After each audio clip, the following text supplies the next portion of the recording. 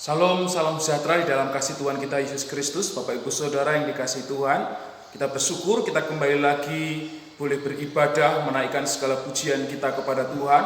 Dan saat ini kita akan bersama-sama kembali untuk mendengarkan firman Tuhan. Saya percaya kita semua akan diperlengkapi dengan firman Tuhan untuk kita semakin memiliki kasih yang benar kepada Tuhan, semakin memiliki iman yang kuat di dalam Tuhan, sehingga kita dimampukan untuk menghadapi segala macam situasi dan kondisi yang berat sekalipun dalam kehidupan kita, yang Tuhan izinkan itu hadir di tengah-tengah kita. Puji nama Tuhan. Bapak Ibu Saudara, kita mau tundukkan kepala kita akan bersatu di dalam doa. Tuhan yang Esa, yang kami kenal di dalam nama Tuhan Yesus Kristus, Tuhan yang mengasihi kami, Tuhan yang menolong kami, Tuhan yang menjadi sumber pengharapan bagi kami. Kami bersyukur atas segala kebaikan dan karunia yang sudah Tuhan berikan kepada kami semua, hingga kami boleh beribadah, memuji, menyembah Tuhan.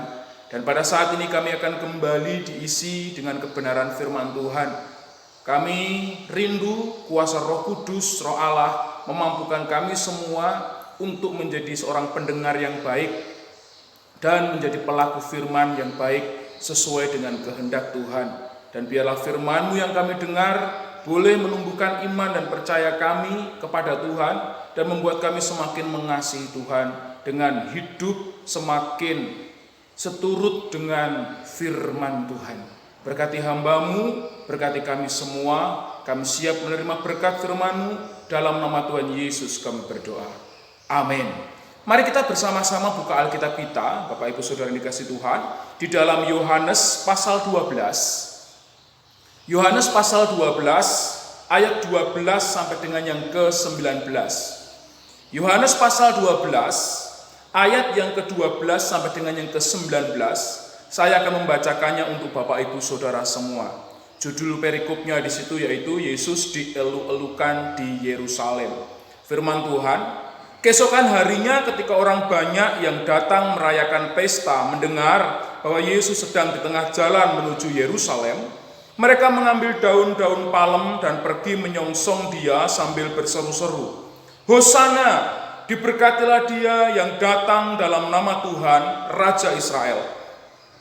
Yesus menemukan seekor keledai muda, lalu ia naik ke atasnya, seperti ada tertulis, jangan takut hai putri Sion, lihatlah rajamu datang, duduk di atas seekor anak keledai. Mula-mula murid-murid Yesus tidak mengerti akan hal itu, tetapi sesudah Yesus dimuliakan, teringatlah mereka bahwa nas itu mengenai dia dan bahwa mereka telah melakukannya juga untuk dia. Orang banyak yang bersama-sama dengan dia ketika ia memanggil Lazarus keluar dari kubur dan membangkitkannya dari antara orang mati, memberi kesaksian tentang dia. Sebab itu orang banyak itu pergi menyongsong dia karena mereka mendengar bahwa ia yang membuat mujizat itu. Maka kata orang-orang Farisi seorang kepada yang lain, kamu lihat sendiri bahwa kamu sama sekali tidak berhasil. Lihatlah, seluruh dunia datang mengikuti dia. Amin, firman Tuhan. Bulan ini Bapak Ibu Saudara, kita sedang memasuki Minggu Palma. Tepatnya nanti tanggal 28 Maret kita mempersiapkan diri untuk masuk di Minggu Palma. Tapi saya rindu kita semua sebelum kita menyambut Paskah, memasuki Minggu Palma, biarlah kita bersama-sama mempersiapkan diri dengan sebuah kepercayaan yang benar kepada Tuhan tentang bagaimana kita membangun iman Kristen kita. Karena kalau kita membaca dari perikop ini tadi Bapak Ibu Saudara, ketika kemudian kita melihat selanjutnya dari kisah ini, orang banyak yang begitu semangat, begitu antusias di dalam mengiring Tuhan, di dalam menyambut kedatangan Tuhan. Toh pada kenyataannya ketika Yesus ditangkap, mereka semua lari kocar-kacir. Mereka semua kemudian menghilang begitu saja, tanpa ada satupun yang berani untuk menyaksikan bahwa dia adalah murid Yesus. Tak terkecuali murid-murid Tuhan Yesus. Bahkan Petrus sekalipun kemudian menyangkal Tuhan Yesus sampai 3 kali. Bapak Ibu Saudara yang dikasihi oleh Tuhan, tentunya kita tidak ingin memiliki iman Kristen yang pasang surut. Ketika kita melihat mujizat Tuhan, ketika kita melihat kebaikan Tuhan, kita memiliki iman yang pasang, iman kita naik. Kita memiliki sebuah keyakinan yang kokoh seakan-akan. Tetapi kemudian ketika kita melihat situasi yang buruk, kita melihat situasi yang mencekam, kita melihat situasi yang kemudian tidak menguntungkan kita, tidak membuat kita merasa nyaman, lantas kemudian kita menjadi orang Kristen yang surut. Kita bahkan kemudian bisa saja meninggalkan Tuhan Yesus. Tentunya kita tidak ingin memiliki pengalaman-pengalaman yang demikian. Kita rindu bersama-sama memiliki iman Kristen yang maju, memiliki progres yang benar sesuai dengan kebenaran firman Tuhan. Saya yakin dan percaya kita semua memiliki sebuah kerinduan bahwa di dalam suka duka kita akan tetap setia kepada Tuhan. Tetapi kadangkala persoalan-persoalan hidup kita seakan-akan menjadi lebih besar daripada kerinduan kita, sehingga kita sering dikalahkan karena persoalan-persoalan hidup kita. Oleh karena itu, sebelum kita memasuki Minggu Palma, Bapak Ibu Saudara, untuk menyambut bagaimana kedatangan Tuhan Yesus bagi kita rindu benar-benar memiliki sebuah pengenalan supaya kita bisa menyambut Yesus dengan benar. Jadi judul renungan firman Tuhan hari ini yaitu menyambut Yesus dengan benar. Karena kenapa? Ketika kita salah motivasi di dalam menyambut Yesus, maka akan menghasilkan hidup Kristen yang mandul. Kita salah di dalam menyambut kedatangan Kristus, maka kita akan memiliki kehidupan Kristen yang dipenuhi dengan kekecewaan. Ketika kita salah dalam menyambut kedatangan Kristus, kemandulan tadi akan berakhir dengan kekecewaan-kekecewaan di dalam kekristenan kita, sehingga kita tidak mampu untuk bersyukur dalam keadaan-keadaan kita. Oleh karena itu, apa pesan firman Tuhan hari ini? Ketika kita melihat dari pembacaan kita tadi, Bapak Ibu Saudara, setidaknya ada dua garis besar yang ingin saya sampaikan kepada Bapak Ibu Saudara semua, supaya kita bisa menyambut Yesus dengan benar. Yang pertama, untuk kita bisa menyambut Yesus dengan benar, saudara dan saya harus mengenali Dia dengan firman-Nya. Mengenali Dia dengan firman-Nya. Ini penting bagi kita semua, Bapak Ibu Saudara. Karena kadangkala kita salah di dalam mengenal. Di dalam hal berpasangan saja, kalau kita ketika masa-masa berpacaran itu banyak menyembunyikan hal-hal yang mungkin negatif dalam diri kita, dan itu akan terbongkar ketika kita sudah menjadi suami istri, maka hal itu bisa menjadi sebuah pemicu untuk terjadinya permasalahan di dalam rumah tangga kita yang kadangkala bisa berakhir dengan sebuah perceraian, sekalipun kekristenan menentang perceraian itu. Namun di dalam hal ini, ketika kita mau belajar terbuka dan kita belajar untuk saling mengenali dan saling menerima kelemahan satu dengan yang lain, maka kita akan memiliki sebuah keterbukaan yang baik, sehingga ketika terjadi persoalan permasalahan, hal-hal seperti itu bisa kita selesaikan. Karena kenapa? Ada sebuah perjanjian dulu dari awal. Nah, di dalam mengiring Tuhan Yesus, kita tidak bisa katakan bahwa karena orang tuaku Kristen, maka saya menjadi Kristen. Atau karena aku dulu sakit dan Tuhan sudah sembuhkan aku, lantas aku kemudian menjadi Kristen. Atau karena suamiku Kristen, aku menjadi Kristen. Karena istriku Kristen, lantas aku mau menjadi Kristen. Mengenal Tuhan Yesus tidak boleh dengan cara yang demikian.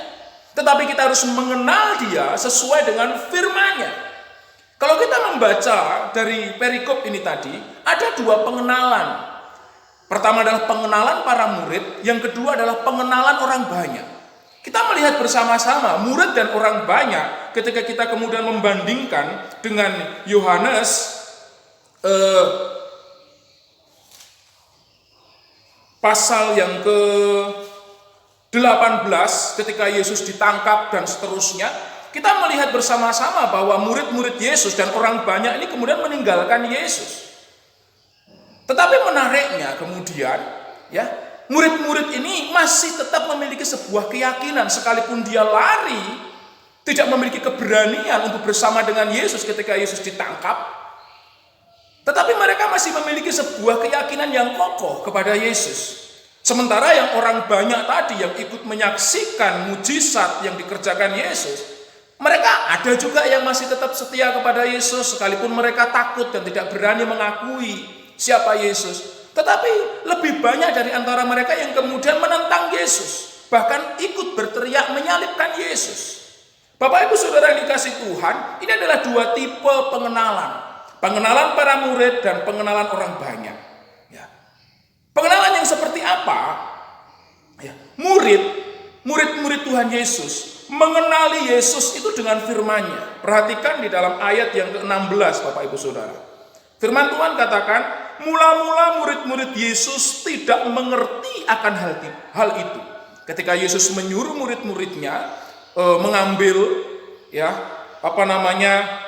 keledai tadi itu. Ya, di sini sering dijadikan polemik oleh beberapa orang karena di dalam Injil Matius itu disebutkan itu adalah keledai betina dan anaknya dalam Matius pasal 21 ayat 1 sampai 11. Kemudian di dalam Injil Markus disebutkan hanya keledai muda, tertambat dan belum pernah ditunggangi. Di dalam Injil Lukas sama dengan Injil Markus, yaitu keledai muda yang tertambat dan belum pernah ditunggangi. Ya, mau itu keledai muda dan sebagainya, tapi yang paling penting di sini itu adalah keledai muda. Bapak Ibu Saudara yang dikasih Tuhan, kita nggak perlu berpolemik dengan itu keledai betina dan anaknya atau keledai muda yang belum pernah ditunggangi. Tapi menariknya ini adalah keledai yang ditunggangi oleh Yesus sebagai sebuah penggenapan daripada nubuat-nubuat firman Tuhan. Sehingga ketika para murid kemudian menemukan keledai tadi dan dipakai oleh Yesus untuk dia naiki sehingga dia masuk ke kota dan disambut dengan meriah oleh orang banyak, para murid kemudian mengingat. Dia mengenal Yesus dengan firman-Nya. Dia mengingat akan nubuat-nubuat firman Tuhan. Mula-mula murid Yesus tidak mengerti akan hal itu dalam ayat 16. Dia tidak memahami itu. Tetapi sesudah Yesus dimuliakan, teringatlah mereka bahwa nas itu mengenai dia dan bahwa mereka telah melakukannya juga untuk dia. Pengenalan yang membuat murid-murid ini memiliki sebuah kesetiaan kepada Allah karena dia mengenal Yesus dengan firman-Nya.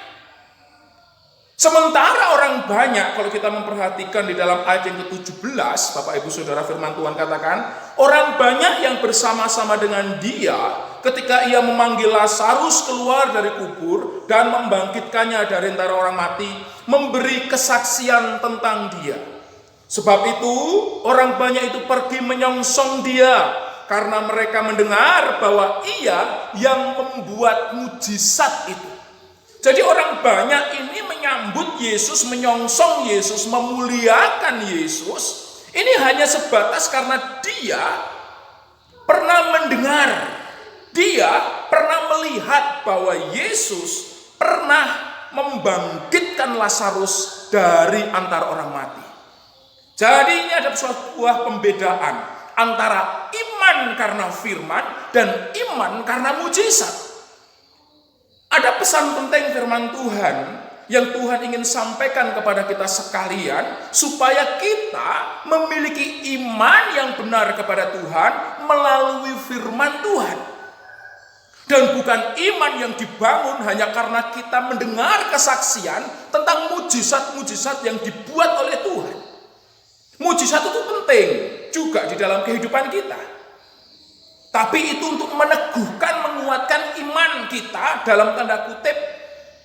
Karena kita kurang percaya. Tetapi iman karena mujizat itu sangat labil. Tetapi iman karena firman itu akan membuat kita semakin tumbuh. Kenapa? Karena iman yang benar itu timbul dari pendengaran akan firman Tuhan, bukan karena melihat mujizat-mujizat. Hal ini dibuktikan dengan apa yang terjadi dalam perikop ini. Kalau kita memperhatikan orang banyak memiliki sebuah kesukaan menyambut Yesus, percaya Yesus, tetapi kepercayaan dia hanya karena mujizat yang pernah dibuat Yesus. Saat ini Bapak Ibu Saudara, kalau kita menjadi Kristen hanya karena keturunan, kita menjadi Kristen hanya karena mujizat yang dibuat Tuhan, mari kita bersama-sama bertobat dan kembali ke jalan yang benar, jalan yang Tuhan kehendaki, sesuai dengan firman Tuhan. Supaya kita boleh membangun iman dan percaya kita karena firman itu. Kita mempercayai Yesus adalah firman yang telah menjelma menjadi manusia. Dan kita melakukan setiap firman tadi sebagai sebuah bukti daripada hidup Kristus yang menghidupi kita. Ini penting bagi kita sekalian, Bapak Ibu Saudara yang diberkati oleh Tuhan. Sehingga di sini kita akan mengenali Dia dengan benar, mengenali Dia dengan firman-Nya. Sehingga sekalipun kita harus menghadapi situasi-situasi yang buruk, kita akan menghadapi situasi-situasi yang mungkin mencekam, bahkan kita mungkin akan kehilangan nyawa kita. Kita akan menjadi orang-orang yang senantiasa tahu, kita akan menjadi orang-orang yang senantiasa mengerti bahwa kita dipanggil, dipilih oleh Tuhan. Untuk apa? Untuk menggenapi setiap rencana Tuhan bagi kita. Bukan untuk mencari kesenangan-kesenangan kita. Menjadi Kristen hanya sekedar mencari kesenangan kita. Tidak. Tetapi menjadi Kristen berarti kita mempersiapkan diri mengikuti setiap tuntunan Tuhan. Sehingga kita semakin serupa dengan Tuhan. Puji nama Tuhan. Menyambut Yesus yang benar, yang pertama tadi mengenali Dia dengan firman-Nya. Yang kedua, saudara dan saya harus mengenali Dia sebagai Tuhan dan Juru Selamat. Ini penting, Bapak Ibu Saudara. Ya, ada beberapa kegagalan yang dilakukan oleh orang banyak di sini. Kenapa mereka kemudian meninggalkan Yesus? Karena dia ternyata mengenali Yesus tidak sebagai Tuhan dan Juru Selamat. Kita memperhatikan Bapak Ibu Saudara di sini. Di dalam ayat yang ke-13, ya, firman Tuhan katakan, mereka mengambil daun-daun palem dan pergi menyongsong Dia sambil berseru-seru, Hosana! Ya, diberkatilah Dia yang datang dalam nama Tuhan Raja Israel. Dikatakan di sini Hosana. Bapak Ibu Saudara yang dikasihi Tuhan, kalau kita melihat kata Hosana itu berarti berilah kiranya keselamatan.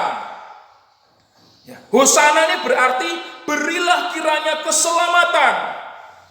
Tetapi ungkapan ini kemudian berakhir dengan kekecewaan bagi orang banyak ketika Yesus kemudian ditangkap di dalam pasal 18 yang tadi sempat saya singgung, Bapak Ibu Saudara.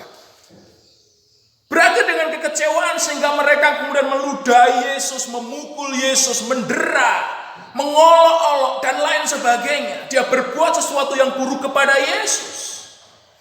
Bapak Ibu Saudara yang dikasihi Tuhan, kata berilah kiranya keselamatan atau Hosana tidak kemudian menjadi sebuah pujian yang memiliki dampak positif di dalam kehidupannya.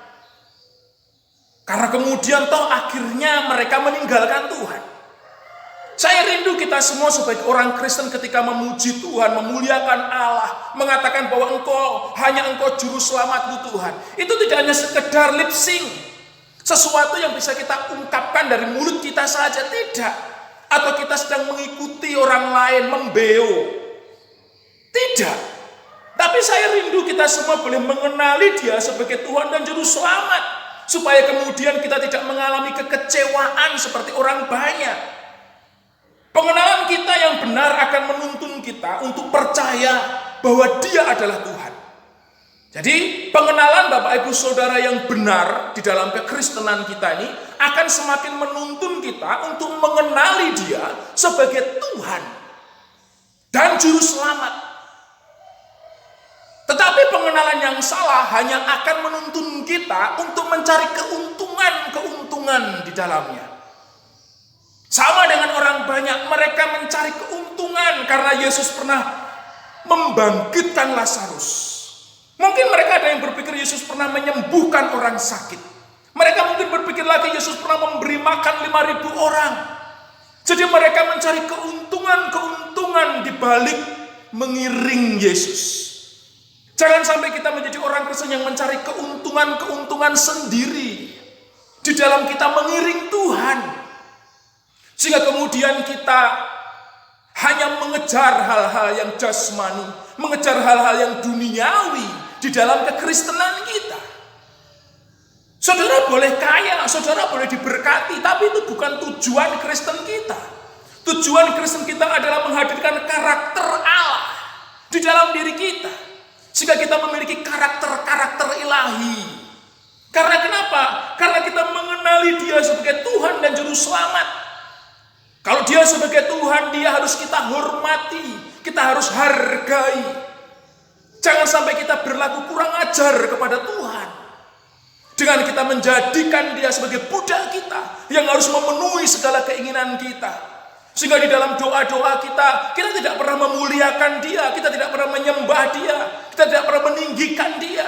Tapi doa-doa kita hanya diisi dengan berbagai macam keinginan-keinginan kita, kemauan-kemauan kita, kebutuhan-kebutuhan kita semata. Oleh karena itu, kenali Dia sebagai Tuhan supaya rasa hormat kepada Dia ini benar-benar terjadi, terpelihara dalam kehidupan kita. Kekristenan mengalami kemerosotan karena apa? Karena kekristenan tidak menuhankan Yesus. Ya. Kepercayaan yang teguh bahwa Dia adalah Tuhan akan teruji dan terbukti dari kesetiaan kita kepadanya. Dan dalam hal ini, ya, kita akan mampu untuk menderita bersama-sama dengan Dia. Di dalam Filipi pasal 1 ayat 29 firman Tuhan katakan, sebab kepada kamu dikaruniakan bukan saja untuk percaya kepada Kristus, melainkan juga untuk menderita untuk Dia. Saudara dan saya, ketika kita mengenali Dia sebagai Tuhan dan Juru Selamat, saudara dan saya akan membangun kesetiaan, akan terbukti di dalam kesetiaan kita kepada Dia. Sekalipun kita harus menghadapi penderitaan-penderitaan, karena penderitaan itu adalah salah satu bagian dari karunia yang Tuhan berikan kepada kita. Bapak Ibu Saudara yang dikasih Tuhan, dalam Matius pasal 21 ayat 11, dalam sebuah cerita yang sama, ketika kita melihat ternyata orang banyak mengalami kegagalan dalam mengiring Yesus, dalam mengikut Yesus. Karena kenapa? Karena orang banyak ternyata hanya menempatkan Yesus itu sebagai nabi dan bukan Tuhan. Sebagai nabi, sebagai manusia yang dipakai Allah untuk menyampaikan firman-Nya.